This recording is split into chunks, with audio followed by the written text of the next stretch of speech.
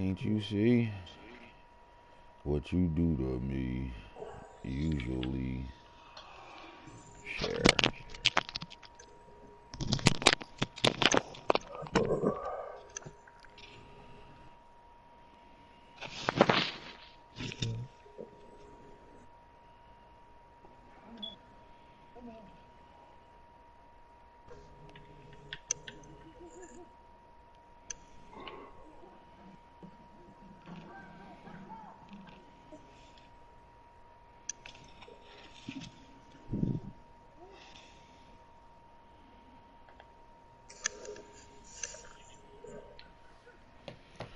Can't you see?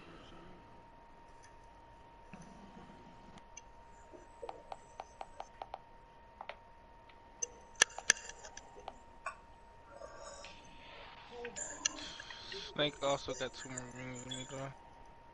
Huh? Snake also played 2 more games than me. Because I had a bad week and I ain't played this Man, week. ain't play this weekend.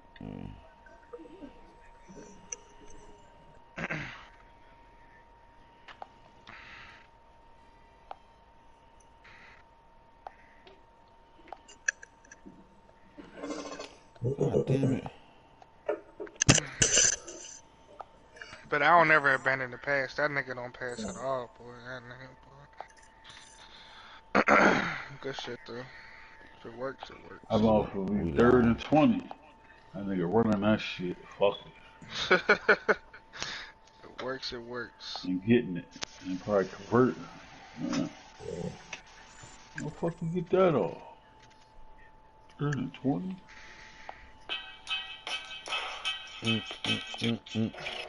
Turn me up.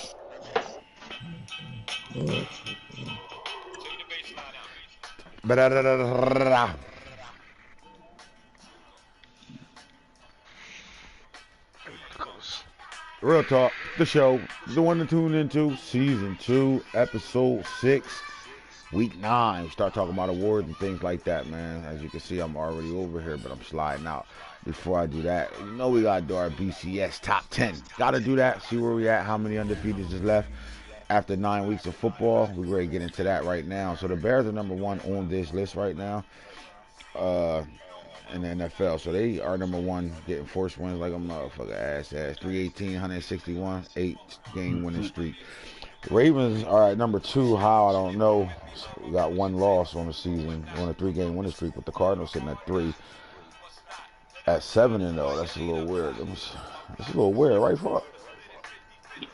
Or is it because you had a bye? You're on the Bucks. There's no way y'all should be behind us. Well, no, yeah, we had a bye. I think me and Craig had a bye already. Yeah. Right. All right. I So only played 7 games. Right. So I play 8. D West is there because he played 8. I play 8 as well. All right. So I see what's going on. That's the way to go. All right. So you got, again, the Ravens sitting at 2. The Cardinals are 3 on the top 10 list. Buccaneers are sitting at 4. Both those teams are 7-0. So we got 3 teams that's still 7-0 and 8-0 that are undefeated as we continue to go through the season. Right now we're at the halfway mark. 9 games in, right? This is week 9 right now. And this is that week where, you know, you start to see your diaper dandy start to turn that corner. It's going to tell you this for sure. You'll know after this game you play tonight or tomorrow, whenever you play your week 9 game, is the young guys ready to go now? Are they going to be dogs for you in the playoffs? This is the week where you kind of get that type of information. A lot of guys, you know, play the way they play. I know me as a player, you know, you want to try to get your youngins involved early because it's regular season. The quicker you get them involved, quicker you can get them unlocked, the better you off when it comes down to needing them in the big games. So as we go through that, you see the Cardinals ascend 3, 4, the Bucks 5 are the New England Patriots sitting at 7-1 on a 5-game winning streak. Falky, I know you want to talk about these Cowboys, man. Like, what's with the Dr. Jekyll and Mr. Hyde shit that go on over here in Austin and Arlington? I'm sorry. Where they're 8-1 right now. I mean, it seems like they said enough of going 2-7, right? Didn't you call them to go 2-7 this year? No, I said I said they are going to do that if they don't stop playing around. Mm. If they lock in, they could, go 7-2 instead of Right. 2-7. All right. So I don't know who their first on their only loss was to. I don't have that off the top of my head right now. But they've won some big games too. Like it's not like they're sitting at 8-1 and played a cupcake schedule. Think they lost to Um, Rob. Have they Lost to played the the Eagles. I Giants yet? remember that. Yeah, they beat the Giants. They beat the Giants early. They beat the Giants with Elijah Manning too. Um, so they played meaningful games, man. They did lose a division game to the Eagles, man. Eagles The, playing good, though. Good football. right. The Buffalo Bills are sitting at 6-1 right now. They just took a loss to the New York Giants today, which dropped them their first loss. And now at 8, 9, and 10, you're looking at the 6-2 Giants. You're looking at the Jaguars sitting at 6-2, and the Texans are sitting at 6-2. That's the most interesting situation right there.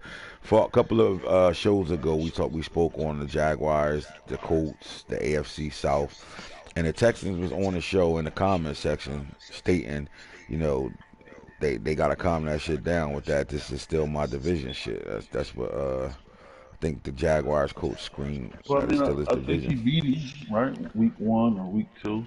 He actually lost to the the week that he spoke in our comment section. They played that night, and the And he Jaguars beat actually the pulled the win Jaguars. off. Yeah. Yeah, and that's what he said it.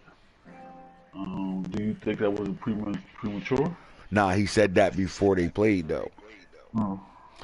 Um, and the Jaguars said, man, it's still his division, and the Texans said, not so fast, my friend. I think it's premature, period, because they're 9-10 right now. I could say this: the Jaguars hasn't had this much pressure in his division ever. Never. Never. Where where you gotta win games now, and what it seems like it's gonna come down to is you can't just go out there and go 6-0 in your division now. You gotta win some games outside of your division Yeah. to be able to maintain that division. So that's getting very interesting right now. Again, the Texans sitting at 10. You got a couple of one more team that's sitting with 2 losses, and that's the Cleveland Browns and Coach Junior out there at 5-2. Our honorable mentions: 12-15 Eagles, Panthers, Raiders, Dolphins. Right now, Dolphins and the Cowboys played a really good game right before advance. They had a nice little game. I think 2 advances ago they played. When you break down the division, you're looking at a race. 1 game lead in the AFC North. The Ravens are up 7-1. The Browns are 5-2 right now, and the Ravens didn't play each other yet, so they still got 2 matchups to go. With the Steelers sitting at 4-4. Now those Steelers are improving. This team has lost games and been building their roster. They bust a power move. They walked away from the 3rd overall pick and grabbed 2 monster linemen, and they're continuing their build, right? So they've had about 3 off seasons where they've been putting their team together to fit who they are as a coaching staff over there. And they're 500 right now for the first time. This team has 0 wins and 1 win around this time, getting to week 9 every year since he's been the head coach. And then year 3, they're 4-4 right now. So how important was it to make that move that he made, that trade with you? And at year 3 as a coach, when this is the year they start to really look and evaluate you, do you feel like he's on pace? Yeah, I definitely think he's on pace. I think for him to have the foresight to, a lot of people they get caught up in the names and the draft, but he said, you know what? I'm gonna take these 2 players. I'm gonna take this pick and get 3 starters out of it. Instead of just taking 1, I'm gonna get 3. Right. My O line is terrible. Let me go scour the league to see who got some O linemen they want to get rid of. Right. And I think he's playing better for it because he still got the first round for me, and he got two O linemen that was in the farm system. So And then right after the draft, the Cowboys came calling, and they gave up a veteran receiver that they had over there, and McDuffie, and got 3 players in return. yeah. So So sometimes it's about filling out that 22, man. Mm-hmm. You know, and could he got a dog at 3? Yeah, sure. Right. But he building that old line, so now he ain't get sacked as much, Right. or he can run the ball with a little more consistency. So Yes, sir. All right, so the AFC South is a two-man race at this point right now. 6-2 Jags, 6-2 Texans. All right, so the Texans said we see him last game of the season. We want to make it interesting. Do you see this thing going down to the wire? I actually don't. I think he's gonna pull away. You know, The I think Texans? yeah, I think the Texans gonna pull away. I think Now, Shogun's possibly still gonna make the playoffs because just the AFC, a lot of people aren't playing. But I truly believe the Texans gonna pull up. The Texans gonna win by 2 games. The division. now the Jaguars are playing somewhere between I want to say second, third, or fourth. Now I know they didn't come in fourth place. The Texans actually did, so they're playing a third place schedule. This year. And the Texans are on a fourth place schedule right now. And I think that matters right now on the schedule because in that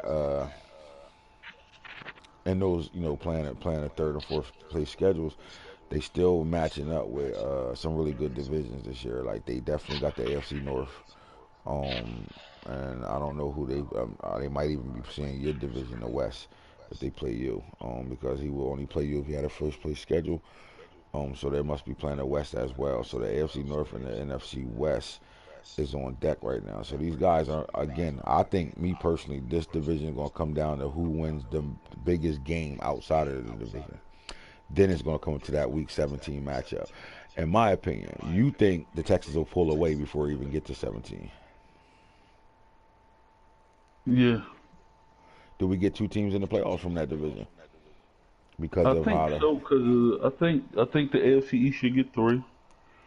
I think the NFC North you'll get 2. What's the Browns record right now? he has 2 losses.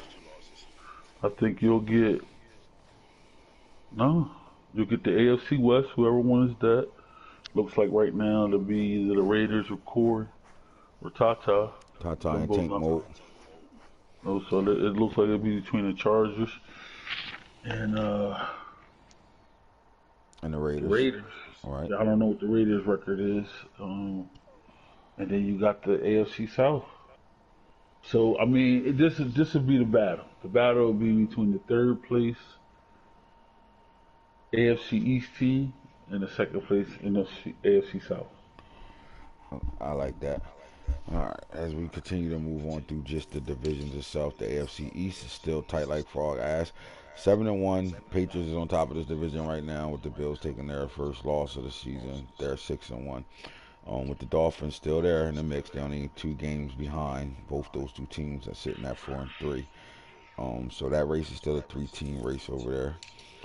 Like we said, the West is a one-man show for the most part, 2-man show because even with Corey playing, he's missing games as well. So I think the Raiders is in a comfortable situation to get back into the playoffs.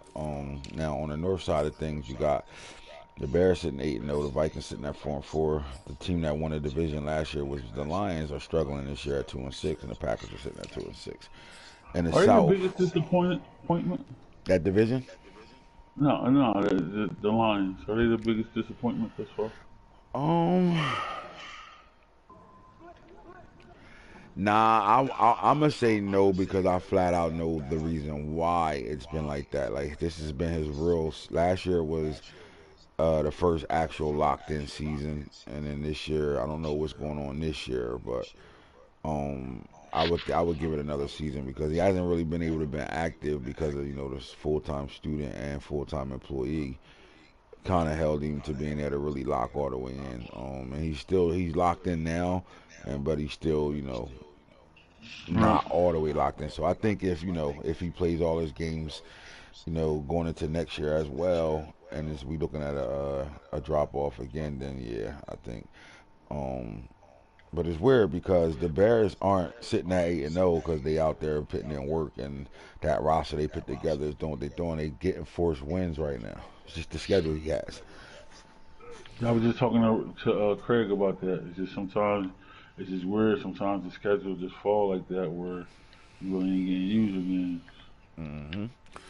All right, so when you look at the NFC East, Cowboys 8-1, Giants 6-2, Eagles 6-3, football team 4-4.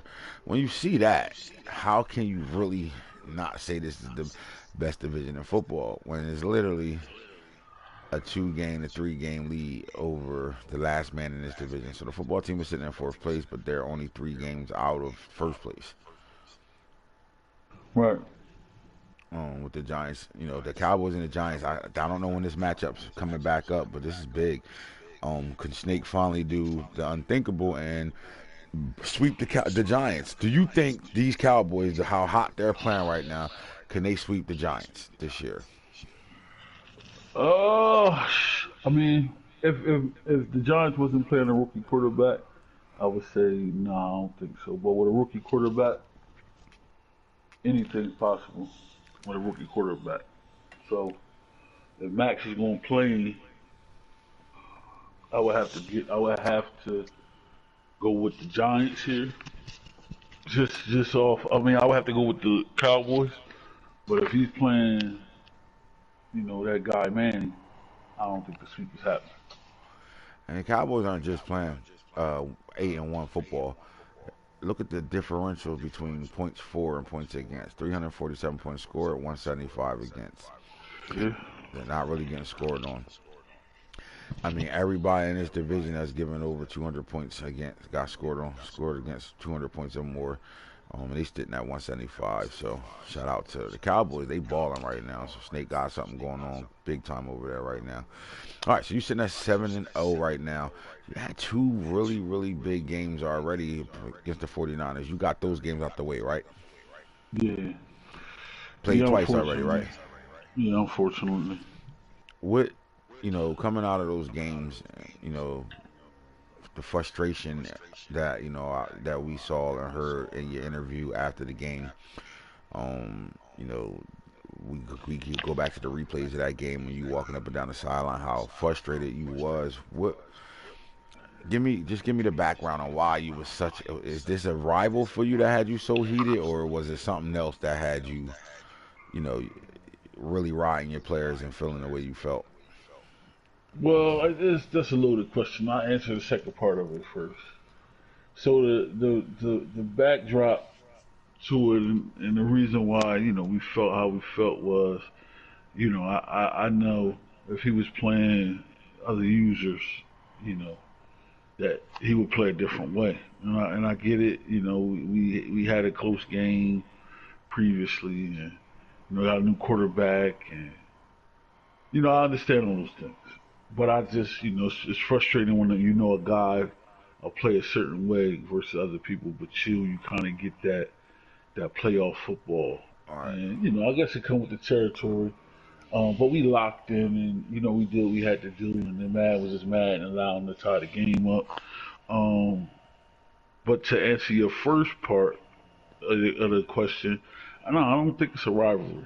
I think he is who he is. I just think he has built a team where we just can't do what we want to him, All right. because he's got the zone drops on 20. He's giving everything underneath, so I got to dink and dunk him or run the ball.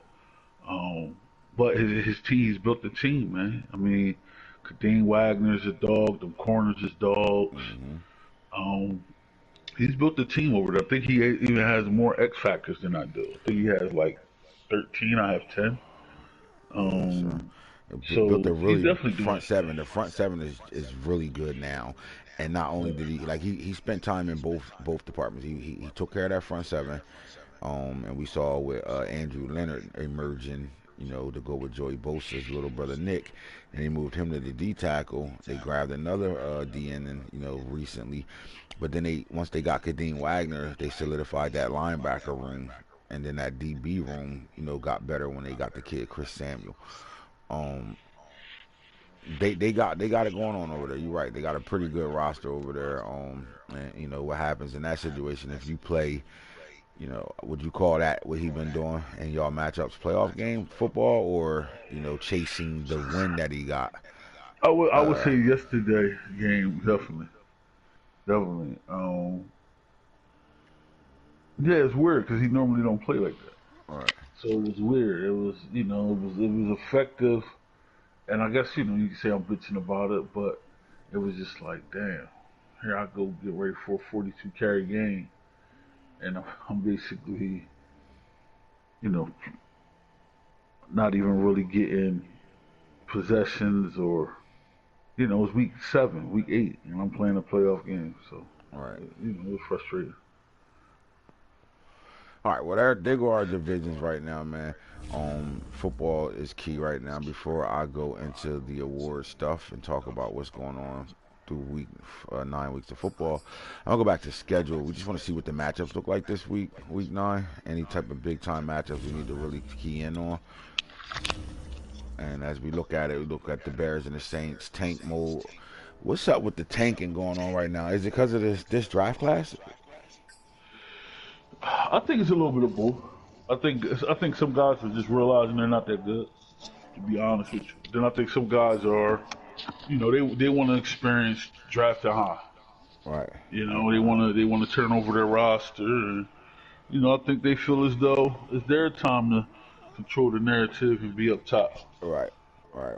and decide if they're gonna trade with people or not. Yeah, but I don't like I personally don't I don't like that shit. I mean, I get it, but I don't like it. Here's why I don't like it because it's like it's kind of I ain't gonna not don't let me use the word cheating, but what is it? It's like kind of weak to just cut your season off like that and shut it down and don't play a game just to better get in the top 10. Work for it. Go do something to work for it. Go lose those games. You're gonna lose those games anyway. Yeah, yeah. Well, I mean, I think overall, if this continues to be the trend, we do what we always do, and Hmm. I try to deter people from it with various incentives or you know what I mean. Yes, sir. So, We'll figure that part out if yes, that's what sir. it gets. So I just think Man, this so year is just unique. the Bears I will be think it's a getting lot another of fourth names. one. Like, and I think it's more. It seems like the league is transitioning. Or, the dual threat quarterbacks are. It seems like our league usually get to that. I masked it in Game of Thrones, but then when you're dealing with real draft, it's kind of hard to mask anything in real draft because you got numbers and real life shit going on. Right. But so the thing is like we're watching the league transform into guys that want to run around with their quarterbacks. It's like a check down league now in the passing game. The run is still there, but it's more of a check down and roll out. And, try to make shit happen on the rollout. So to do that, you need a quarterback that can do that. So I think some guys are just missing in the draft, didn't get what they wanted at that position, the key QB1 position, and they stalking right now. So we'll see. And these next couple of quarterback drafts is gonna be really good. But it's gonna be some surprise guys when they draft the person and be like, oh shit. But look, the Bears at 8-0 are on their way to another force one. Mm-mm. Falcons, Lions sitting at both of these teams right now. And the thing is this: the Lions is not having a good season this year because he's active. He will be able to tell me if he want the win or loss in this game. Right. You know what I mean? Bengals, Vikings. We'll see how this go. The Vikings are at 500 right now, and they need to play this game. The Bengals is active. He playing, so I've seen him play a lot more games this year. He ain't traveling right now. Steelers, Texans. This is a big game. I think this is a trap game for the Texans. Because the Steelers are playing good football right now. They're 4-4. Um, what I do know is this is going to be a matchup, an unfamiliar matchup. These two coaches never really got to either watch each other play, know what they got on each other's rosters, or played each other ever. In my opinion, I think that's a trap game, and I think the Texans better come with their A game, or they might drop a game that they shouldn't be dropping. Um, Patriots, Browns. How big of a game is this? That's real big. Hmm. I think this gonna show. This gonna see if the Browns really arrived. Yeah, Is he really a contender or a pretender? right. This is a game that the Browns got to win. Agreed. And for all the exact reasons what you just said, pretender or contender. I agree. I think you got to win a game like this. You got to win a game you're not expected to win. When you're dealing with the Patriots, you got a team that's coming into Cleveland and they want to run it down your throat.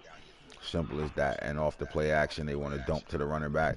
They're going to play a similar game you play. They will check down to their backs in a heartbeat, and they will make you chase crossing routes all game long. Similar styles and per se of what they're doing and how they approach it is different though. The Browns got more of a West Coast offense. They are using their running backs really well. They use them as great runners. They made a great transition from Nick Chubb to the backs they got now, and Brian Robinson Jr. and Tony Moody. They're doing a really good job with the way they run the ball, and they also throw the ball well to those backs out the backfield. Um, this is a who don't turn the ball over the most and who controls the run game. Ravens, Titans, heavy rain game right now. Is this a trap game for? Nah.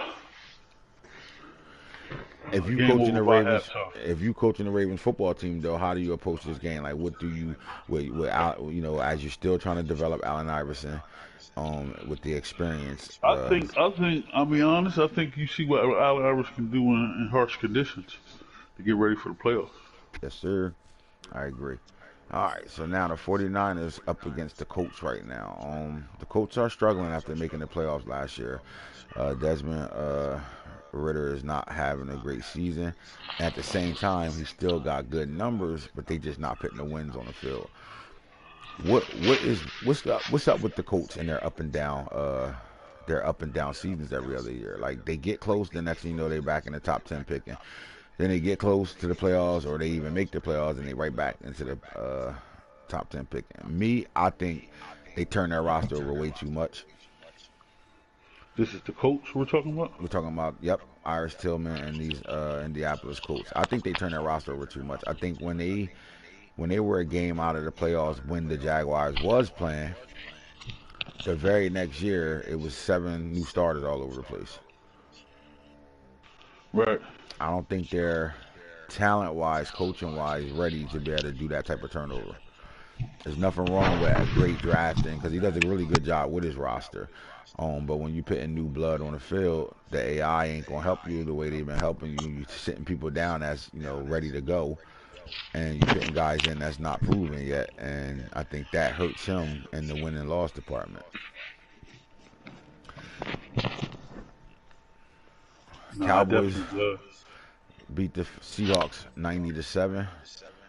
Already they played the Raiders and the Eagles just locked in. Look, Philly just put up 56 again. But the Raiders, Las Vegas scored 42 points in that game. I'm gonna check into this game for a second. I don't know, Falk, man. This guy, we know he runs the football, but something's working on that offense over there. And this is the Las Vegas Raiders and that heavy run game. So let's check a look at what happened in this game.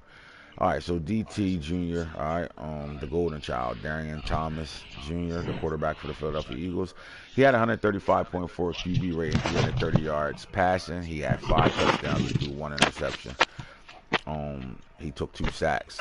Ray Wills, the dual threat quarterback that, do more handing the ball off than throwing, actually had 128.5 QB rating in this game.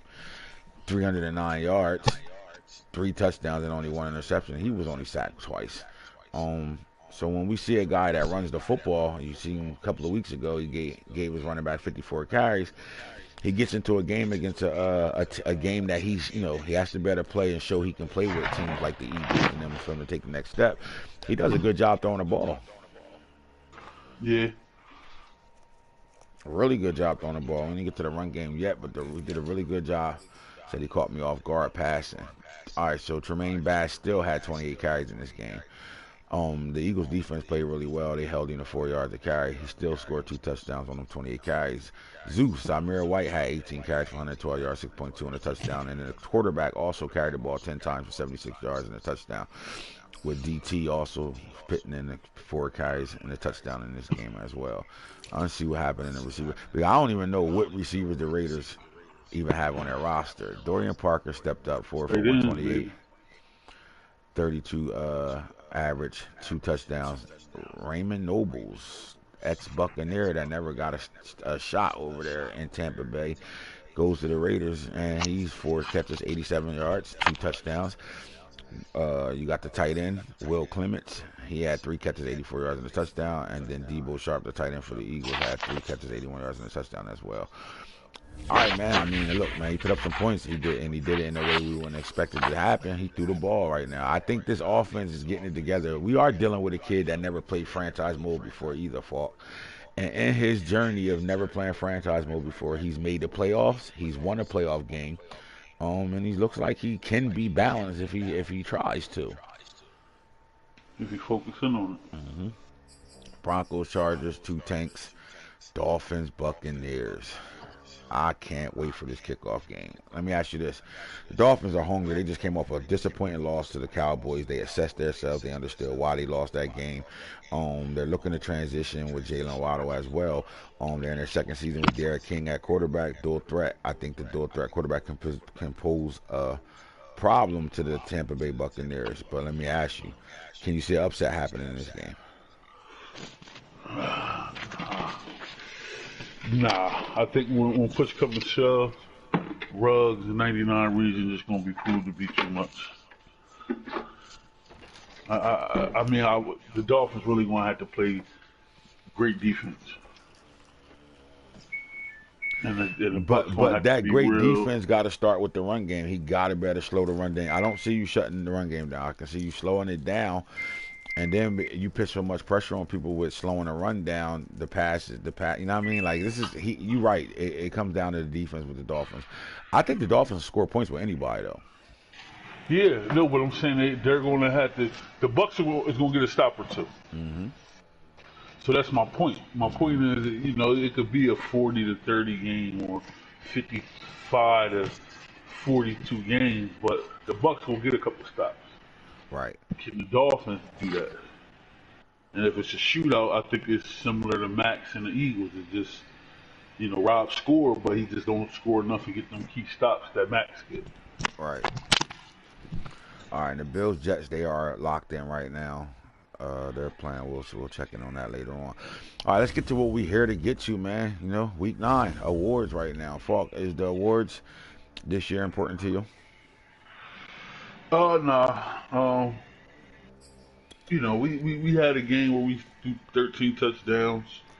We wasn't really trying to do that our game week 1, but it just happened with a lot of opposite field turnovers. But I think we did everything. When we put our mind to it, we could get awards. Right now, it's about just winning count. Right. Getting guys ready. We do what we do. I mean, it's really about the development of guys, and so for me, not really. If it happened, it happened. But chasing MVPs, Kyler got his, Hitch got his as a rookie. One of the first running backs to do it. First rookie to win the award. Yeah, fresh off what is it, Star? Yep, Star. From the mud, you know what I'm saying? Like, motherfucker from the mud for real. Because how many gifts that season I was giving out, and you was like, nah, I don't want it on him, bro. No speed gifts, no nothing. Well, the thing with it was is I knew I was gonna get all that with him.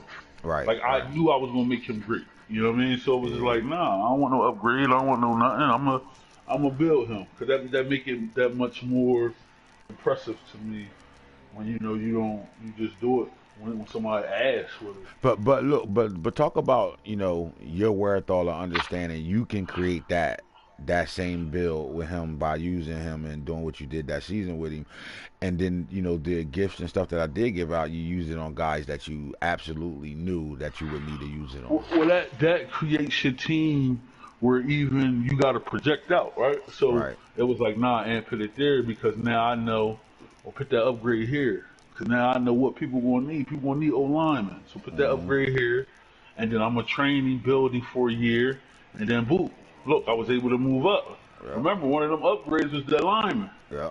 One of them gifts. So it's little things like that you got to project out, maybe sometimes 2 years in advance to say, hey, what does that look like? What does this look like?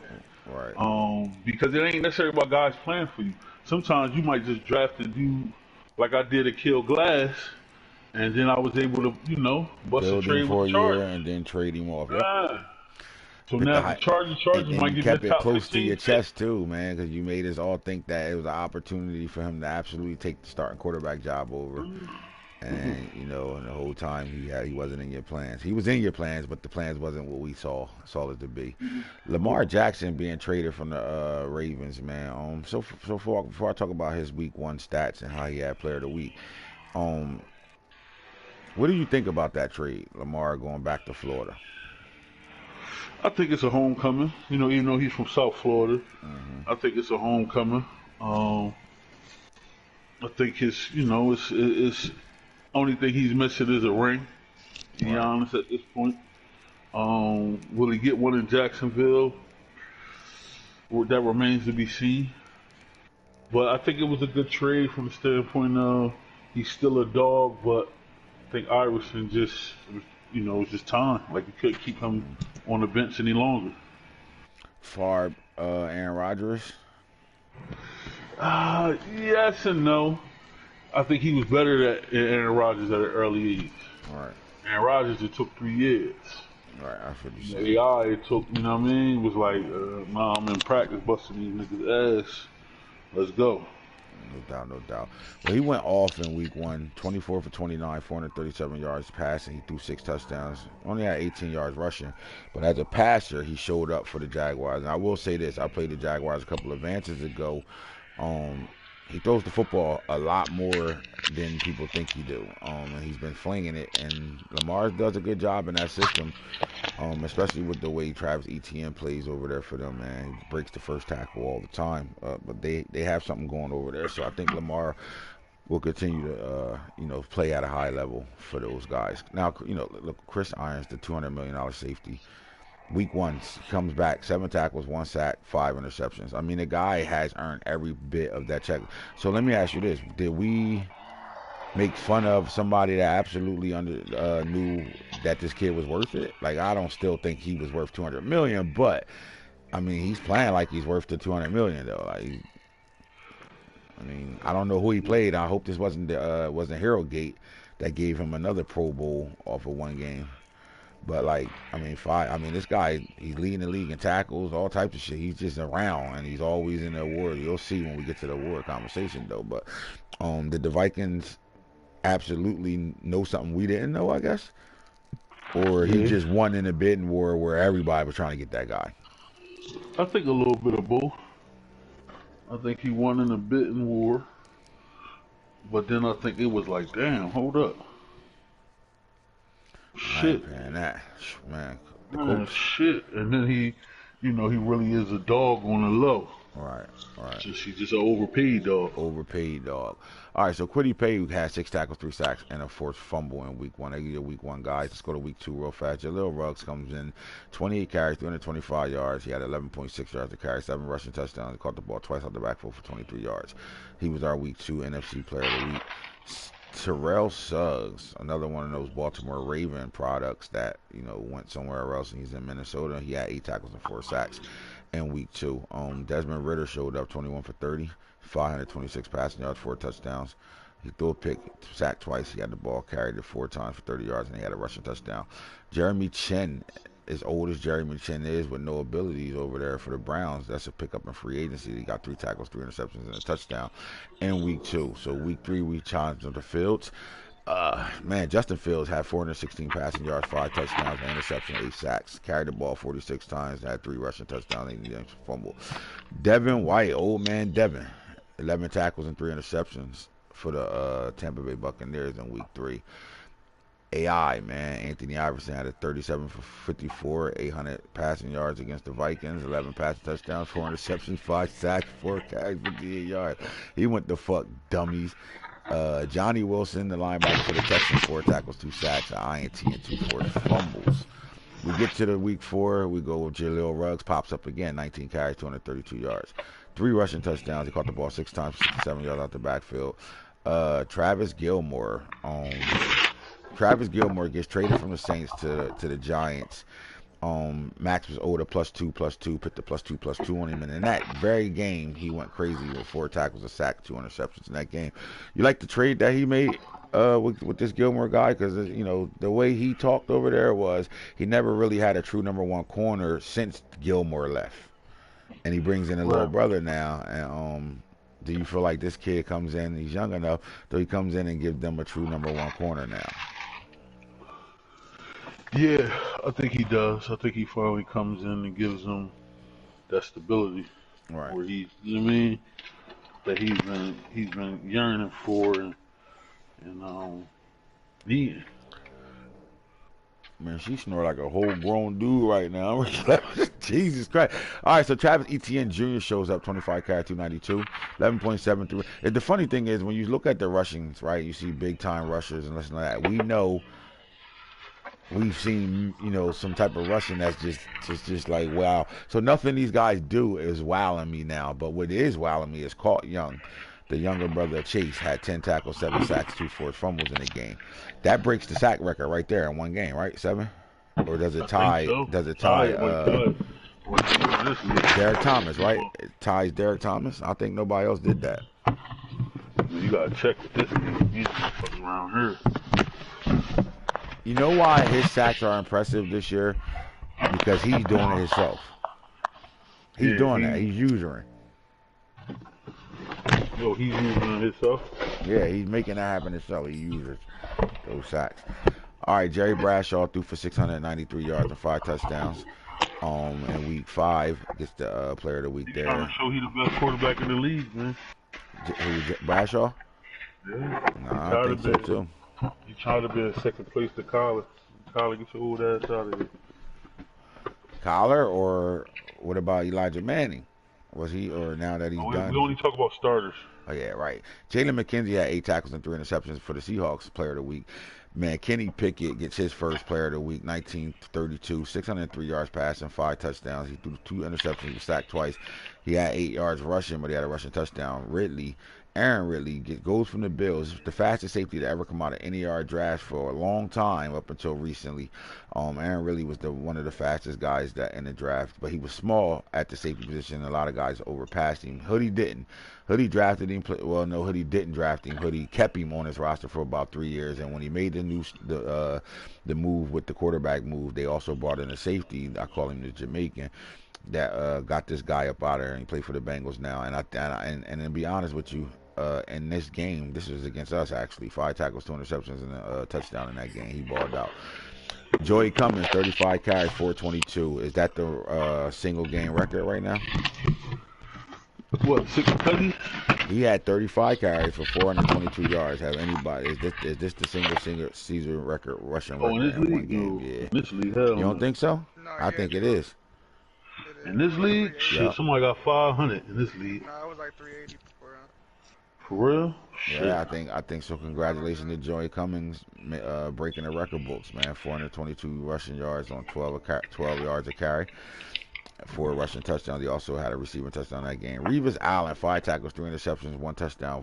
Falk, in 3 words, tell me why. Make your case in 3 words why he's the best corner in the league. Oh, student of the game. Wise Montana, man. He shows off. 429 passing yards, 3 touchdowns. Marco Wilson, cornerback, goes Marco Wilson? Yes, sir. 5 tackles, 2 interceptions, sitting over there on the Steelers roster. Don't know where he's from. All right, man, bro. I say this all the time. When I send guys somewhere, they still relevant. They ball out. Can you say the same thing? Where Rondell Moore at, man? We had Isabella shitting for the Patriots, but I don't know. He young and dumb. I don't know no better over there. What Rondell Moore doing? He still playing for the Eagles? I don't know. I didn't see him in no stats against the Raiders.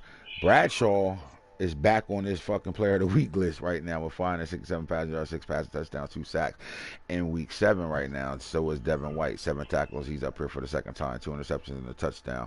Bass gets 54 carries for 341 yards, 4 rushing touchdowns, 21 receiving yards, 7 yards of reception, and a receiving touchdown. Week 7, I don't know, against the Broncos and CPU. Falk. Let's talk about this for a minute. We had a running back that guaranteed, broke any running back in history, a real life game, anything, carried the ball 54 times, buddy. Never, ever. Followed that back Probably up never with happened. another big time 35 carry, 28 carry right after that.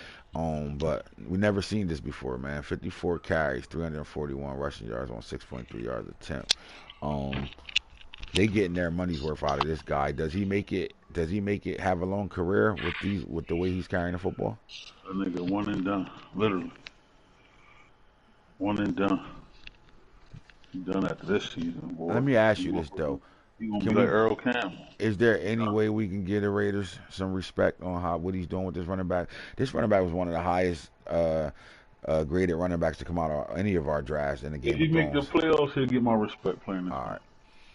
All right. Well, I think, I do think he brought him to life. And the fact of whether he's using him a whole lot or not, he brought him to life. Because what we saw him do was, we saw him sit him down last year and did what you kind of did and brought a rookie up and had Kenneth Walker the third Okay, playing I at a see high that. I like level. that. Yeah, so he's a runner. He can do it. He can do it. He can show us he can do it. I want to see what we thought we would ever see out of Nano. Remember we kept challenging Nano to give us 2,000-yard backs? If you're going to Right. run the ball like that, let's get it. Well, I think we have two of those guys that's sitting on the Raiders roster. That's what I'm going to do. I'm going to challenge this guy. If he's a runner like where you are right now, if you can give him 54 carries, coming into next year, we would like to see you have your starter and your backup running back rush for 2,000 yards. All right, Najee Israel, 11 tackles, 2 interceptions, 2 touchdowns against the Colts. Falk, I call him. He take it to the crib. He to the crib. That's his name. You got a titter in the house. You got guys that got those type of names, but his nickname is to the crib, man. This is the one safety in the league that got more to the cribs than any other safety in the league. Now, I'm not going to say he has the most returns touchdowns because I think Isaiah Simmons holds that record. But at the safety position, there's not a safety or a corner in the league that has more return touchdowns off of interceptions than How many Najee you got? Israel. He's somewhere like 12, 13, some shit like that. Hmm. I'll go see it in a second. But 11 tackles in this game. I mean, he not just back there picking shit off back deep. He's coming up playing a run really well. He got tackle for losses. He's like third on the team with that. He's having a really good season this year. 11 tackles, 2 interceptions. That was week 7 for him. He gets player of the week there. Now we go to week 8, our last week. Bradshaw, 19 for 23 again. Man, if this was back in the day, Bradshaw will be getting a contract restructured at this point, huh? Falk, he's been up here that many times. Yeah. Yeah, I mean, I think he trying to show it's his time, man.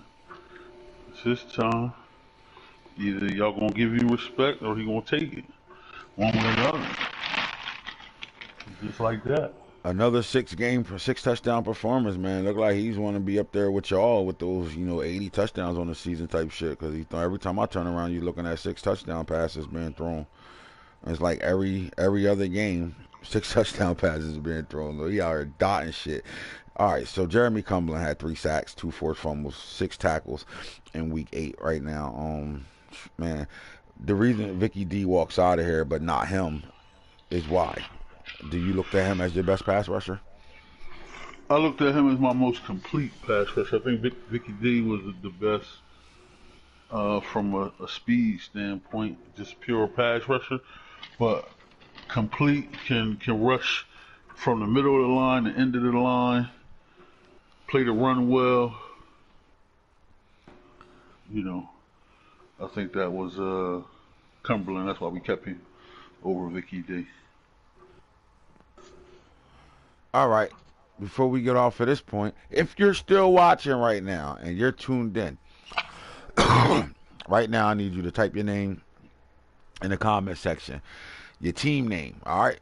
49ers, say that, you know what I mean? Like I'll say Ravens, whoever you are. Type your name in the comment section.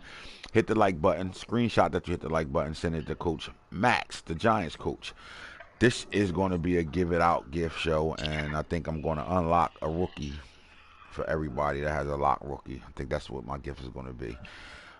So if you're watching the show right now and you might got a rookie, now be careful. Some of you guys might be like, all right, unlock him. If he unlocks, he's the star, then he's a star. You unlock the star. But it doesn't matter, you unlocked them. So be careful, because not every, if you're not a commissioner, you don't know who the fuck you got. And I'm not telling you. So when you send it to Max, and you send that you hit the like button and screenshotted it, send the player you want us to unlock. That's locked right now for you. We're gonna give you an extra unlock player at week 9 for you. That's gonna be the gift right now. Let me type my name in the comment section real fast.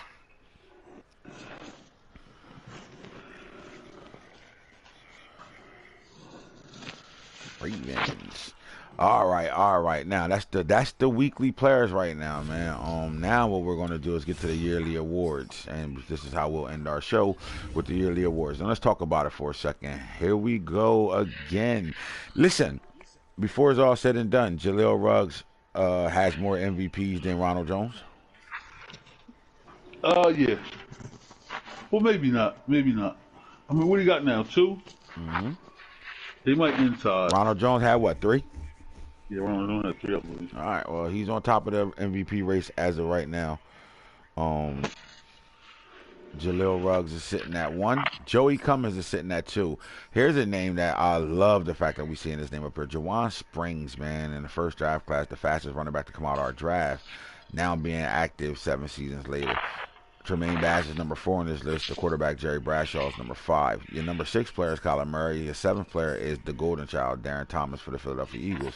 Travis Etienne, long in the tooth, Travis Etienne is still playing like he's, year 2 and 3. He's balling. Travis Etienne is sitting there at number 8. At number 9 is Walter Payton Jr. for the Chicago Bears. And here we go, De'Aaron King, number 10.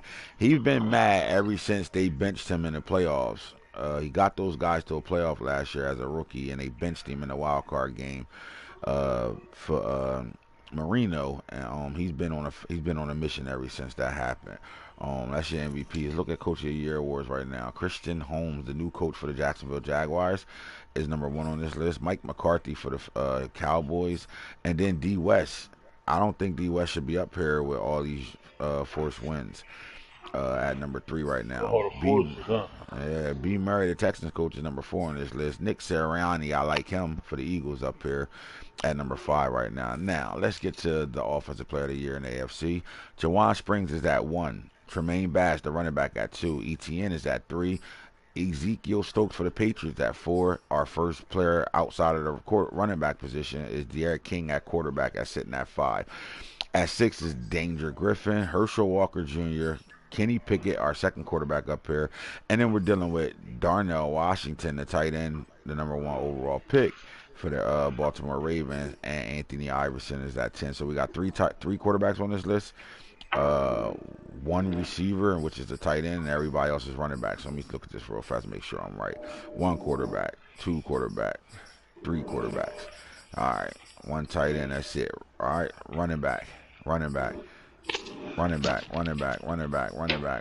literally got a tight end, 3 quarterbacks, and all running backs in the AFC. Let's look at the NFC Offensive Player of the Years right now. All right, so Jaleel Ruggs is 1. Joey Cummins is 2. At 3 is Jerry Bradshaw. Kyler Murray at 4. That's our 2 quarterbacks. Our 3rd quarterback is Darian Thomas, the golden child.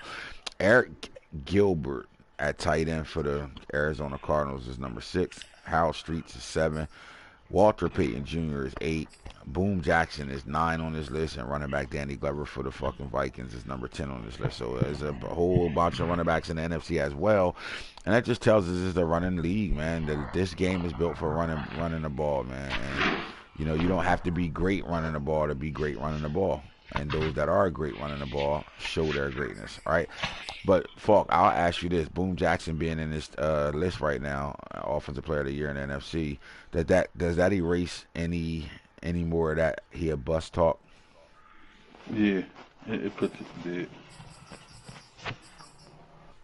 I think it puts it to bed. I agree. I definitely agree. All right, so on the defensive side of things, the $200 million man, Christian Irons, broke the fucking salary cap. That guy is number 1. At number 2 is Grandpa Devin White, sitting at number 2. At number 3, we got a newcomer, Petey McCoy, the sub linebacker safety for the Giants. Isaiah Simmons, man, the man in the middle. We called him the middleman for a long time, man. He's long in the tooth as well, but he's sitting at 4. We really got 2 veteran linebackers that's having careers like a guy like Ray Lewis had. I mean, for a linebacker to do it, you and Craig, both of y'all linebackers have been playing at a high level since day one. But to be in the league as long as they have been in the league and to continue to still play the way they playing, what does it take to be able to do that? Just really, it's just the players. Really, I don't really think it's the users. I think it's the players. I mean, it's the players. Just think those are 2 special players, man. That go down as 2 of the best to ever play the position. Right, I agree. They first ballot Hall of Famers. No doubt, both of them. Both of them. Yep. All right, Zion Ali, man, a sleeper, a name that a lot of guys probably forgot about because of the next name from the Cowboys you're gonna see on this list. But Zion Ali was one of the top safeties in the last draft, last Game of Thrones draft before we went to real draft. This kid was one of the best safeties in the draft. He was absolutely the number 1 or 2 safety in the draft. Snake got him. Stole him too, and got a dog back there. He's playing well at 5 right now, defensive player of the year. Jeremy Cumberland might be the only defensive end or defensive lineman, period, that we're going to see on this list in the NFC right now. He's sitting up there. I think he's leading the league in sacks right now, or he's right behind Colt Young. Solo Savage, man. This is the first corner, 6'4", 215 pounds. That's a tweener that can play anywhere. I mean, you literally play the Cowboys. And we have a star. We call it the star position. This is the Jalen Ramsey effect, right? Where he's such a great asset on defense that you can do anything with him. So you lose the label of cornerback, right? Because you might come into a game with Solo Savage and he's playing sub linebacker. Or you might be seeing him at safety, strong or free. Or he might just be playing a nickel, the third, the slot corner. Or he might be on your best corner or your best receiver like he did against the Dolphins, lined up at corner and follow Jalen Waddle all over the field, right? But to have a weapon like this and the fact that Snake does use him, I mean, he does not. He completely takes full advantage of him being a tweener that can go anywhere. He's a honey badger type guy that can go anywhere. But he's the only guy that has a tweener that can actually go from corner to safety to sub linebacker. Yeah. For him to be 7 on this list, I think it doesn't explain how good he is with him scheming him, because this guy is so big to his defense that he's only giving up 175 points this year. Like, it's big. Early reads for the Washington football team is sitting here at number 8, and then you got Thing Wu, Computer, and then Tyreek Smith, man. What is it about Arizona and the fact that whoever you plug and play on the defensive line, they have outstanding seasons as a pass rusher and they get to the quarterback a lot? What the hell are y'all doing over there feeding these guys in the desert? That's our D-line coach, man. That nigga is intense. Me and him they got in fights a couple times, and he was like, "Fire my ass! I don't give a fuck, fire me." He's one of those guys, man. So every day those guys come with a different passion. If you don't, you can't be in that room. No doubt. So. But take us through the process, man. You're one of the one teams that does this. I know I do it as well, but like.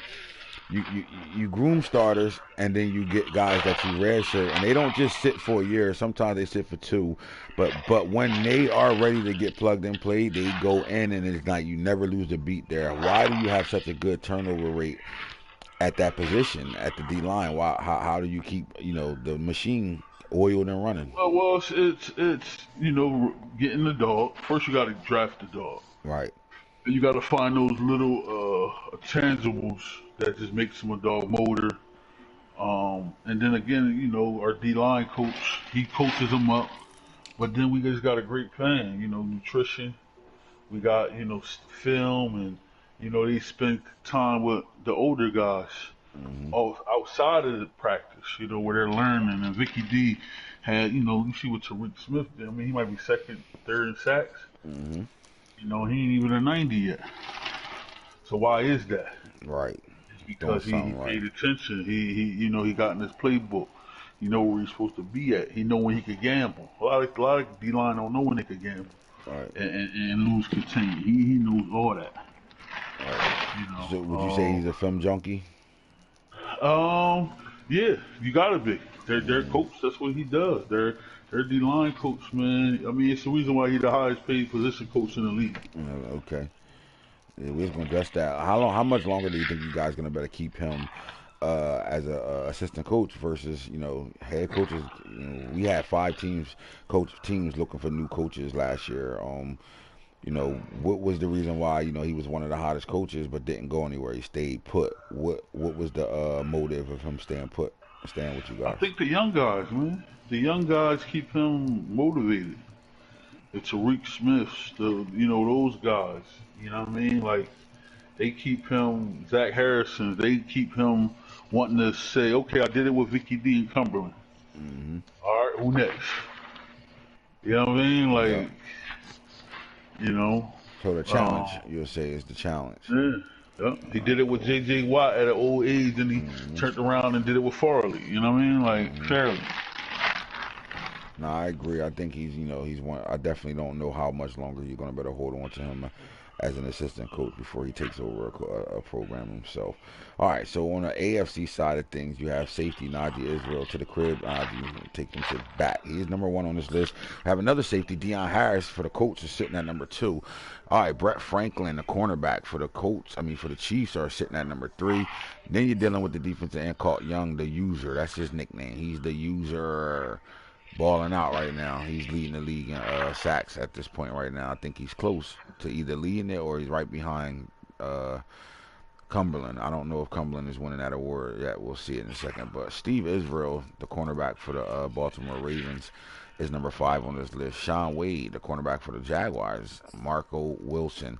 Falky, man, one of your guys is somewhere. They didn't succeed in the New York Giants through that trade. They didn't succeed in that program over there. But they're playing pretty good football for these Steelers, man. You never really got to expose how good Marco Wilson really was. And it just so happened to be the business of NFL and the reason why he didn't really get to showcase his real talent. But you think he found the home now that he's number 7 on this list right now, Marco Wilson? Yeah, I think the Giants didn't know what to do with him. And the fact they didn't know what to do with him, he went somewhere else and found him a home. And now you seeing what kind of dog he is. I agree. Carlos Fort, the safety for the Chiefs, is sitting here, man. I'm telling you, the Chiefs. The one thing they're gonna give guys a problem with is they have a defense now. If they can't, it sucks because, the Mahone era, they really never had a defense. But now that the Mahone and Tyreek era is over, they got some weapons on offense. They got to put it together with the young quarterback. But the one thing they are going to be really a step ahead of the game with is that defense. They got it at every position. They're pretty solid over there.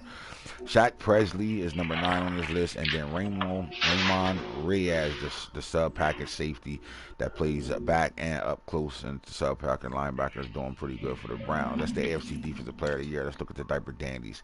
All right, Darnell Washington is number 1 on this list. The next number 2 guy is a tight end, and that's Michael Meyer, the absolute number 1 overall wise, the best player in the draft last year.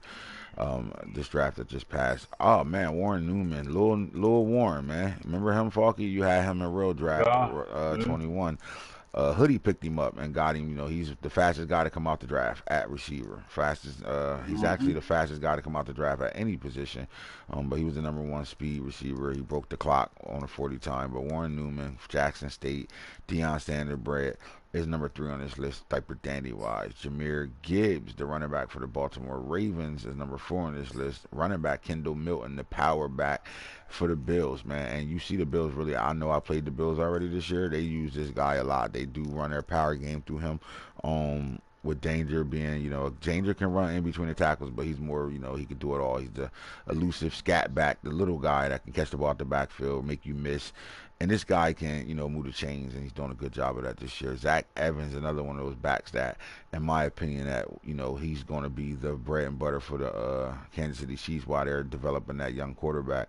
They have a centerpiece at that running back position that's going to do some things for him.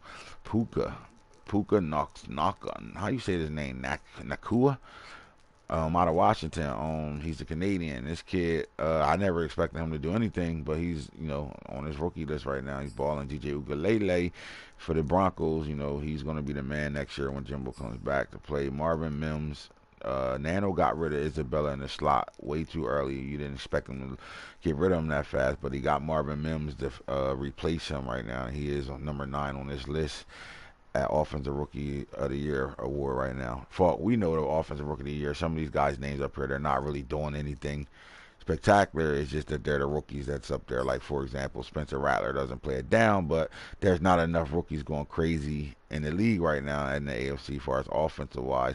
So you got some names on here that's really not even doing anything stat wise. Just they're up here because by default right now. I think you stop when you look at the number 1, 2, 3, 4, 5, and 6 player. Well, Ugalele as well because he's a starting quarterback for them, but they're not playing any games. But anyway, let's get to the NFC and look at their diaper dandies. And we're looking at Eric Gilbert, Brew McCoy, Bryce Young, Jeff Sims, Kayshawn Booty, Anthony Richardson, AR-15. You got Emory Jones. You got Jackson Smith, Najigba, Jermaine Burton at receiver for the Giants, and then tight end Will Murray. So over here, it looks like we got we got 2 tight ends over here.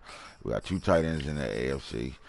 The tight ends, the rookie tight ends is balling right now. But Brew McCoy is picking up numbers right now for the Bucks. And usually we don't see rookies play for the Bucks at all. But Brew McCoy is getting a lot of burn. I think he's going to be the next guy to take over for Henry Ruggs, the receiver who's getting long in the tooth right now. All right, defensive diaper dandies. You're looking at Marquis Wilson, the corner. He went in the first round when he wasn't really a first-round grade, but he's playing well. He's number 1 in the NFC right now. You got Savell Smalls, the outside linebacker. He's more of a pass rusher than he is a linebacker that can cover, but he's doing a good job for the Giants at this point right now. To get Bryce Young, the Giants got rid of 2 dog linebackers, so Savell going to have to really play well for this team. Fabian Lovett, he's a speedster with big size, big strength. But he plays both D tackle and defensive end. The Lions got him playing DN right now, and he's really, really excelling at the position. Antonio Johnson, the safety for the Rams, is number 4 on this list. Texas A&M. Adissa Isaac, he went number 7 overall in the draft. From Penn State. This was the fastest defensive end in the draft. And the Eagles got him at number 5 playing right now. Jordan Tolles, another safety for the 49ers. You got Keontae Hampton, another Jackson State guy. Dion's guy, he was an All-American at Jackson State. Henry Totioto, this was a steal pick for the Cowboys in the 20s to be able to get this type of player because to me he was a top 15 type player. And then you got DeMarvion Overshawn, the Wolverine, goes right back to the guy that made him famous, which made us start calling him Wolverine, which is Coach Hitter. He got him number 9 on this list. And then Jalen Phillips, another one of those DBs that play for the Panthers right now. Now, I would say this, the DBs in the NFC, I mean, these guys in the NFC that's up here, they all putting in work right now. So I do like the defensive list, the defensive rookie list here. KJ Henry, the defensive end, Clemson, balling. You got Aubrey Miller, the outside linebacker, middle linebacker for Jackson State, but playing for the Bills. The Bills got it right now, man. They putting that shit together. Eli Ricks, the number 1 corner in the draft for the Texans, is playing well. He's number 3 on this list. You got Jamie Robinson, the safety from Florida State, man. FSU stand up. This kid was a sleeper. I was mad as hell they picked him.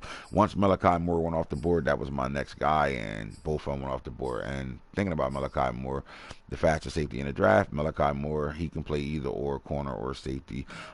He did a really good job Alabama in his first season for Alabama. He's going to be one of those guys that in real life you'll see when it's his time to come out, going to ball out. Bishop Gorman, seemed like Nano just keep getting names that guys made famous right now. Falk, Bishop Gorman, did you even know he was in the draft? Nah, I didn't know. I think I might have saw him, but you know what happened. Mm-hmm. All right. Dante Manning, Oregon's corner for the Broncos, and the Broncos got to, their star corners are getting up there, way up there in age right now, so they needed a guy like this. Dante Manning comes in on a superstar, and he was one of the top corners in the draft. Will Anderson, Alabama, you're getting a dog when you get a guy that can rush the quarterback or drop back and cover. He's one of the fastest linebackers in this year's draft. Brandon Joseph, this was absolutely the best safety in the draft at the free safety position. Brandon Joseph, he went to Northwestern, transferred to Notre Dame, and the Broncos got him. So when you look at the Broncos roster and you see what they are, they're one of the, if not the first oldest team in the league. They're probably second behind the Bucks.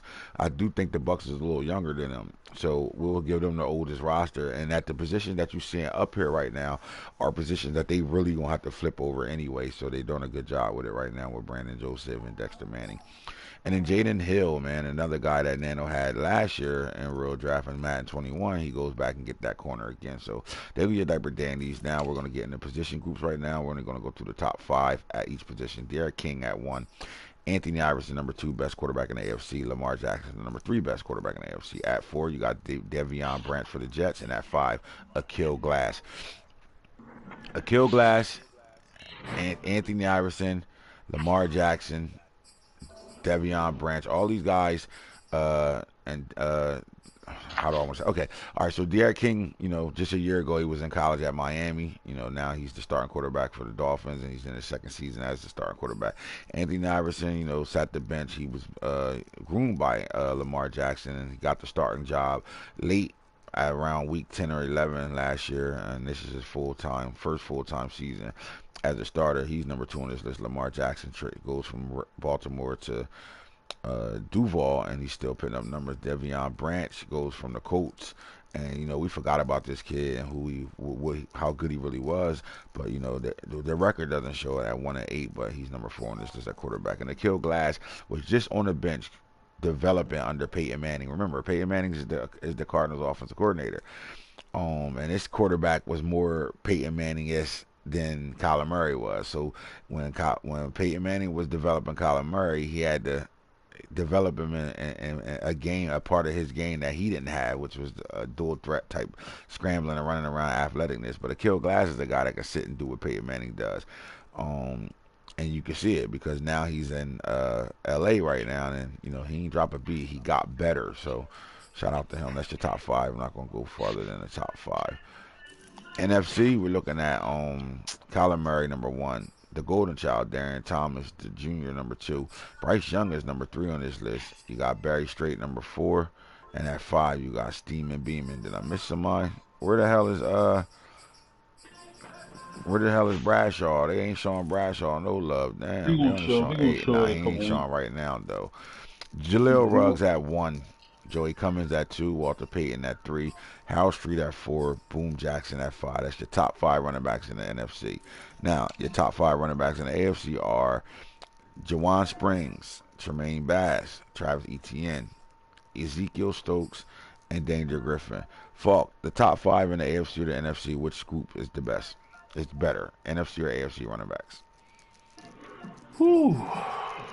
I gotta go with NFC. All right, cool. I'm not even going to argue that. Let's Gotta go. go with NFC, man. Just with Ruggs and Cummins. And then you even, like he's not as utilized as much. You even got somebody like Hits Israel. We all know what he could do when given chances. So Right. yeah, I mean we got guys that's on like the reserve. That's dogs. So yeah. Yeah, I like that. I would say the same thing for the AFC side too. Some dogs. I mean, that's another story. That's another show. All right, the receivers. We're gonna do the same thing here. Bolin is number 1 in the NFC right now as a receiver. You got Tyquan Thornton, the speedster. We're gonna call him Speedy. 99 speed, 99 XL. Nick Candy for the Chiefs, and then Jalen Waddle at 4, and then Devontae Sweeney for the Jets is at 5.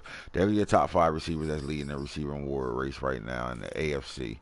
In the NFC, though, we're looking at Brew McCoy, the rookie, Chadwick Boseman, Sheldon Ward, Justin Ross, and Tree Owens right now. AFC or NFC got the better 5 receivers right now.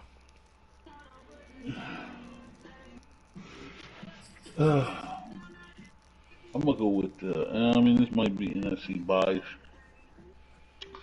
but With that list I just saw, I agree. Outside of Waddle, but I will say this: Brew McCoy. I mean, he putting in work this year, but now you can take Brew McCoy off. You could do I could 4. take Brew. I could take Boastman too, man. Like I mean, Boastman been shitting for a couple years, so maybe what I'm about to say about him too, I can't say. You know what? Let me just. You know what? I like your side. You're right. I like what you're doing. You got the young rookie. Let's see if we got a guy that can match him right now. The young rookie over there, Lynn Thornton. It's Yeah, just y'all Tyquan number Thornton. one. Y'all number one receivers. Like, come on, really? All right. Yeah, right. Like it's like, huh? How many computer games was that? Exactly. You know what I mean? Shit. I know. I get it too. I get them computer games, so I know how I feel. But anyway, all right. Offensive lineman Devontae White, AFC. Now, this is the first time in 7 seasons that there's been a player winning this award outside of Patrick Falk right now. We get the Texans coming and they got Devontae White. I don't even know who this guy is, but he's number 1 right now in this race with Patrick Falk being number 2. At 3, you got Rob Barrett. At 4, you got Marcus Gooden. At 5, you got Jermaine Bird. Grell's been hurt all year. That's why he's down low on this list right now. Falk was hurt for a game and a half as well. So, whatever. NFC, our O lines are Fowler, Clay Oates, he's number 2 on the list. He's won it the last 2 years. And Tyler Carr, you got Jeremy Huntington. The Cowboys is back, man. Quincy Keenan and the Bucks sitting at number 5 with their guy. Defensive lineman right now, all right, Jeremiah Cumberland, Tyreek Smith, both Cardinals. Then you got Micah Parsons. You got Jermaine Johnson from Florida State. That's my guy. And then you got Larry Barton from the Packers right now. So that's your 5. Now let's look at our 5. Caught Young, rookie KJ Henry, Keyshawn Peppers for the Ravens. You got Gabe Coles, who's been up here for the last 3 seasons, and then you got a kid, Trayvon Sullivan, right now. So the Chargers got 2 guys in this top 5 right now. Better defensive ends or defensive rushers right now on the D line. Who's better right now, NFC 5 or the AFC 5? Shit. Probably the hardest one. Look at Sean Price. Look at Jason Oweh. How many fucking Ravens are you looking at on this list right now? Oh my God, Yeah, Dolphin, Sean Price. I'm gonna go with. Even though the NFC got some young dogs, I'm gonna go with the AFC. I honestly think the NFC's is better right now. I mean, I think the guys that hold the most weight are Coles, Peppers, and Colt Young right now. Henry a little young, you know what I mean? He balling, but he a little young. But as far as right now, who hold the most weight in the AFC out of those guys on this list is Young, Peppers, and Coles. In the top 5. And when you go a little farther, there's some names on here you like, whoa, wait a minute. When you look at you guys, though, I mean, Cumberland been doing it from season 1. You got your rookie that you match him with Henry, right? Who's better? Who's having a better season right now? KJ Henry or Tyreek Smith? Tyreek Smith. Micah Parsons been a jack of all trades. You just never know where he at. Whenever he want to do anything with him, he do it. He has a bunch of guys that he can plug and play everywhere. Now he's a D lineman. He's been a linebacker his entire career. Now he's a D lineman for this team, and he can absolutely do this in real life. Play the D line. But you also got another youngster, not a diaper dandy, but a young gunner in Jermaine Johnson, who was the fastest defensive end in the first real draft class. And then you got a guy like Larry Barton that I have no idea who he is. So when you look at y'all 5 and our 5, I like the matchups. But I do think you guys get it because of Parsons being slid to that defensive line this year changes things. You got two young gunners, a diaper dandy and a young gunner, and we got, a diaper dandy and I think another young gunner as well. All right, D-line linebackers. Devin White, Boye Mafe in his second season, dog. Isaiah Simmons, the man in the middle. You got Gio Burns, and then you got Coach Shelton. Now, just the top 5, because if you go past that top 5, you start seeing names that we know as well. But Coach Shelton, Burns has been up here, but I think he's always up here because of computer games. Isaiah Simmons does his own damn thing, but Boye Mafe is making a name for himself as one of the best linebackers, because he was one of the best linebackers in the 2022 draft class. And he's showing that right now. He was injured a lot last year, but Devin White, I call him Grandpa for a reason, man, because he's, the widest man on here. You can't throw in his direction whatsoever. He's smart. He understands what anybody on offense is trying to do, and he's hard to trick, hard to move. But you guys got 2 Hall of Famers sitting on this list right now. In the AFC, our linebackers are as follow. Ray Lewis, man. It's funny, though, because Ray hasn't had the race the season that, He hasn't had a career like I thought. Drafting him, he would Right. do with his dad. But he's still a dog. He's balling. He's playing at a high level this year. Presley, is this Shaq Presley? Yep, Shaq Presley for the Texans. You got Johnny Wilson for the Texans. Jeremiah Wilder for the Jaguars. He comes out of the draft, the last Game of Thrones draft. He's a monster. And then Rayshon Wheatley as well. They give you a top five. Some names on here that if you went down, we look at, we can talk about. But I like the linebacker group there. And in the DB room, let's talk about it. Dion Harris is number one, AFC. Najee Israel is number two. You got Brett Franklin, the cornerback, number three, first cornerback on here. Sean Wade, cornerback, number four. Steve Israel, cornerback, number five. In the NFC, your DBs are as follow. Christian Iron, safety. Peter McCoy, sub linebacker, safety. Zion Ali can do a little bit of everything. He's up number three, another safety. Then you got Early Reeves, a cornerback, and then Ace Sanders, a safety. This is the Bob Sander mold right here. He's a baller as well. I like y'all five, but I think our DB room is a little better Yeah. right now. So, all right, I'm not going to show the stats and who's winning. No, I do want to check on the sacks real fast, and then we're going to get into our end this show.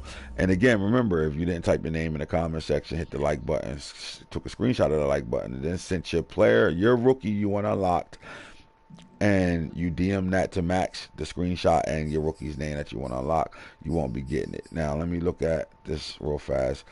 You know what? Let's not cheat, you guys. We're gonna finish up the show with the stats on who's doing what as far as yards and stuff right now. So our top five passers in the league: Jerry Bradshaw number one, Kyler Murray number two, Darren Thomas number three, Anthony Iverson number four, Bryce Young is number five. Who's throwing the most touchdowns right now? You're looking at Kyler Murray number one with 44, Anthony Iverson number two with 34. Darren Thomas is number three with 33, and then Jerry Bradshaw and Bryce Young are tied with 31. So that leaves Kenny Pickett at 5 with 28. Who's donating the most right now, Falk? If you had to guess, who's quarterback throwing the most picks? Sheesh. I'm gonna go with the Rams. And you are wrong by a lot, actually. So Sam Russell for the Seahawks threw 40 picks already this year. Then you got the Chiefs, Mark Robinson, a young guy, he threw 30 this year, tied with Malik Willis with 30. And then you're dealing with Charlie Ward Jr. with 28. Anthony Iverson is on his list in the top five with 26 right now. Oh my God. 1, 2, 3, 4, 5. Yes, sir. He made the top five. I'm ready to get away from that list so fast. Oh my God. I don't even want to look at it no more. All right, runners. All right, Falk. I'm gonna do what I don't want to do. When you say you gotta show it. Tremaine Bass has 223 carries. He had half a man in one game though. 223 carries on a year right now. Week 9. Joey Cummins has 211, and then the next man up is House Streets with 182. At 4 is E.B. Savage with 163, and then Ezekiel Stokes with 154. How many 1,000-yard backs do we have right now? All right, Joey Cummins with 1706. He blowing guys out the water right now, so I don't know what Tremaine Bass is going to do to catch up to that, but he only had 1332. He almost got 400 more yards than he. Springs is 3 with 1235. Ruggs is 4 with 1229. Ezekiel Stokes is 5 with 1134. When it comes down to touchdowns, we know who's the guy, and there's nobody else doing it like he is. But Joey Cummins is 10 behind him right now. Jaleel Ruggs has 33 touchdowns. Joey Cummins has 23. Springs has 20. Bass has 16. Peyton has 14. And then you got a host of 12 to round it off. So we're looking at 1, 2, 3, 4, 5. We already got our 5 right there. Now the receivers. Receptions matter. If you don't think they do, then you done lost your fucking marbles. So Falk, Eric Gilbert, the tight end, is leading the league in receptions with 59. We have a running back number 2. We have a running back number 3. So we're looking at E.B. Savage at number 2 with 54, and then Danny Glover at number 3 with 51 catches. Chris Olev for the Jaguars is sitting at 46, and then you got Chadwick Boseman at 45, tied with Devontae Sweeney. Little Warren Newman with 44 catches, 495 yards, 9 touchdowns. All right, yards-wise right now, do we have any 1,000-yard receivers yet? Yes, we do. We have two. Tight end Eric Gilbert already has reached 1,000 yards on 59 catches, 18 yards a pop, 152.4 yards a game. Then you got Bo Lynn, 39 catches, 1,017. Nano has a 1,000-yard receiver before anybody else. What is going on out here? 99 Reasons with 990, 38 catches.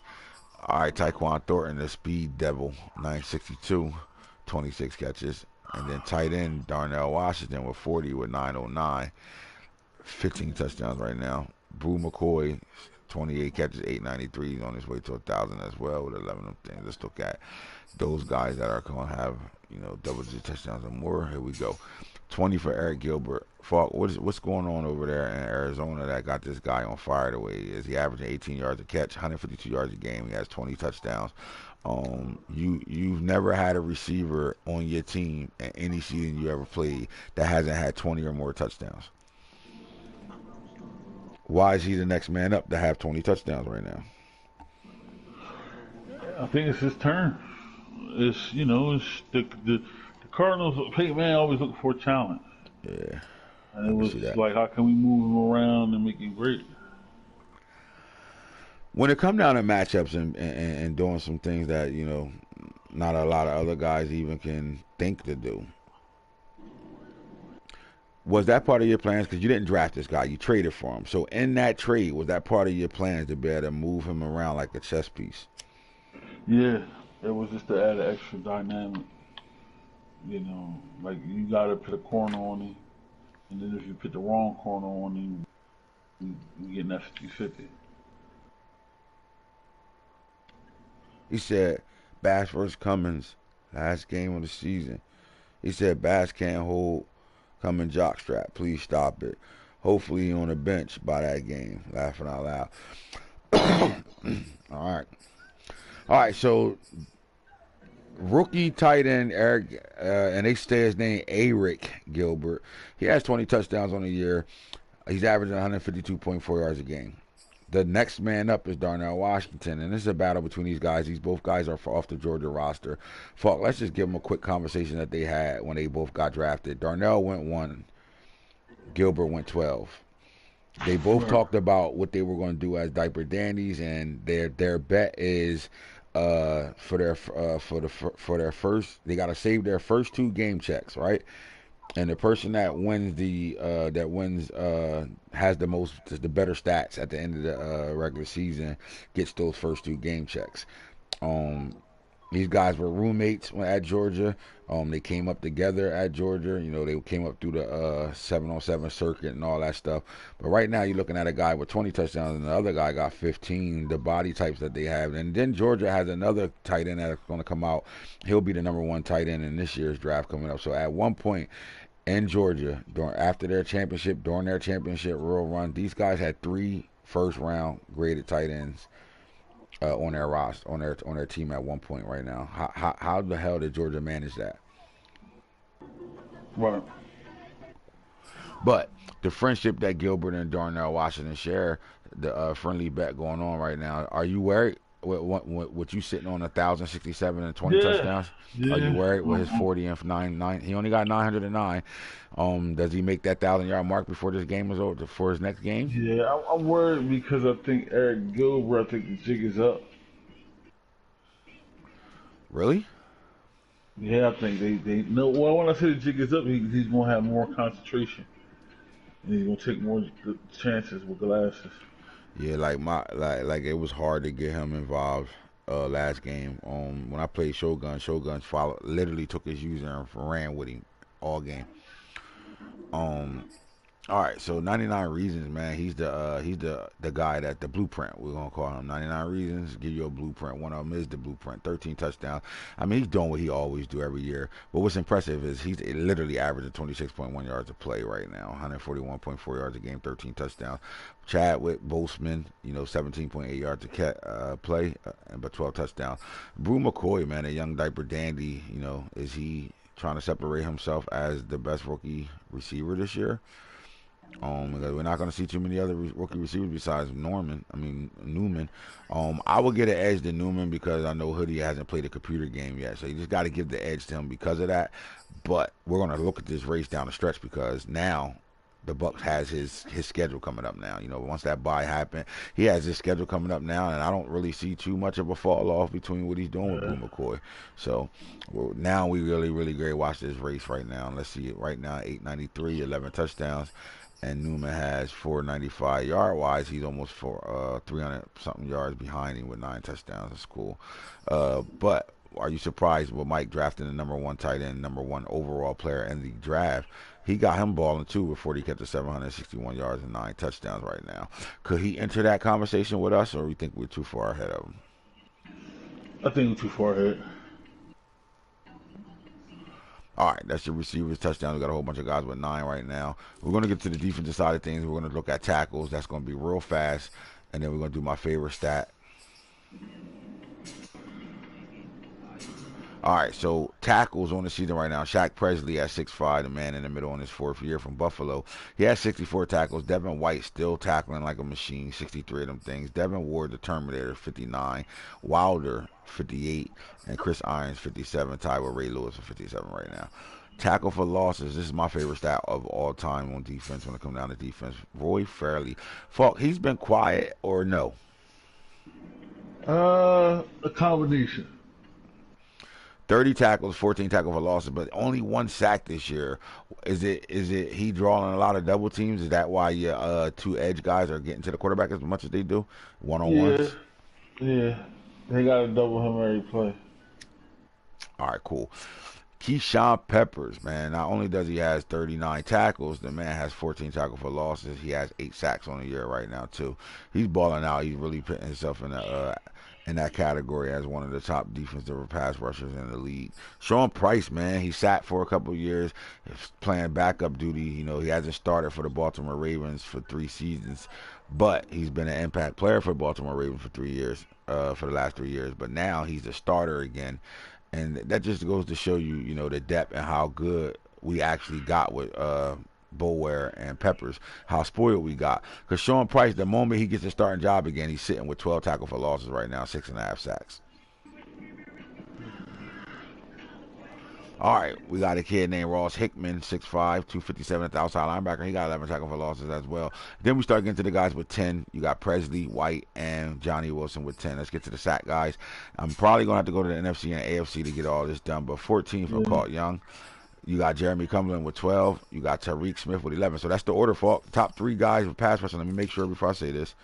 Look at pass rushers, 14, 10, 10.5. Make sure I remember that 10.5.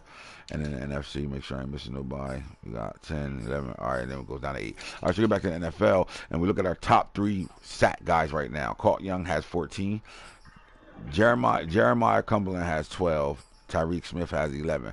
Are you more impressed with Colt's 14? For the most part, he's getting them himself, and all that came in really one game. He had a 7-sack game, right? But he's using to do that. He's the usurer. Colt user Young. All right. But Cumberland and Reek, they play by themselves. That's AI doing that. That's scheme that's getting these guys to the quarterback. So, what are you more impressed with? A guy that's using to get to those sacks, or your scheming your guys to these sacks?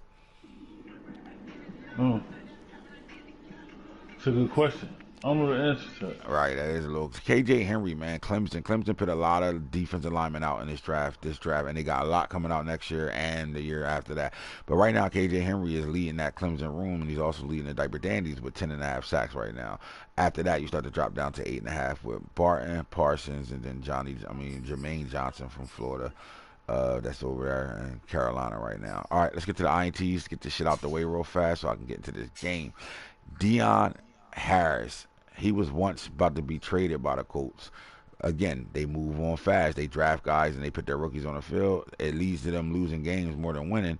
But, they got the depth and they got good players. But then he realized, don't get rid of this guy. I had to tell him twice, don't get rid of him using. Right now, he got 11 interceptions on the year. Najee Israel has 10. Chris Irons has 9. Petey McCoy from the sub linebacker and safety position has 8. You got Brett Franklin, the corner. He's the first corner on this list with 8. Sean Wade, the next corner, with 7. You got a middle linebacker, Devin White, with 7. All right, Zion Ali at safety. He has 7. You got Marco Wilson, 7. He's probably having a best career of his best season of his career. And then Steve Israel with 7. And I'm a little biased because AI and Steve Israel will be leading everybody in interception if the Vikings didn't quit that game. I'm telling you right now, pissed me off. All right, so anyway, I'm just saying I just said because I'm an asshole and I want to say it. Deflections. Who be batting shit down, or do we say dropping interceptions? Aaron Ridley from the safety position got 10. You got Yeah, Raymond I would say Daniels. Aaron Rodgers. You got Raymond Daniels, the 6'2" corner for the Chiefs with 8. You got Chris Samuels. Now, Falk, you play this guy. Is he a shutdown? Chris Samuels for the 49ers. He got potential. He almost there. Look, man, at 6, Isaiah Palamayo is a monster for the. He's supposed to be 215 pounds too. He got 6 deflections. You got Russell Ballard for the Bears, Ron Israel for the Ravens. You got Khair Elam 6, and there's a whole bunch of 6s. I'm not going to continue to go down in that.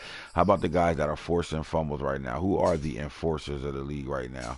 All right, so the big number is 3. Gabe Coles, the right end for the Texans. Raymond Sims, the middle linebacker for he's really an enforcer for the Eagles. And then Craig Williams, the strong safety for the Bucks, is sitting there, the my player at 3. At Savell Smalls, he has 3. And then the next man up is Jeremy Cumberland. So he's not just getting sacks, he also stripping amongst those sacks as well. To the cribs right now. Who's leading the league into the cribs right now? And Alex Bradford at 1. Russell Ballard at 2. Jordan Davis, the D tackle, has 2 touchdowns right now, man. Don't tell me the 40 times and things like that don't mean nothing, because his combine numbers is the reason why this kid is sitting with 2 touchdowns on defense right now. Zion Ali and then Najee Israel with 2. So we got a whole bunch of 2s all tied for first place right now. All right, that's your stats. That's everything. That's the show. Remember, hit the like button. Take a screenshot of that. Send it to Coach Max, the Giants coach. Send your rookie that's locked right now that you want unlocked, and you will get that if your name was tagged. If you tagged your team's name in the comment section, is the only way it's going to happen. Max will know everything when we're done. I'll take care of it before tomorrow's out. Other than that, that's your show. Holler at us on the holler flip tip. You. Right there.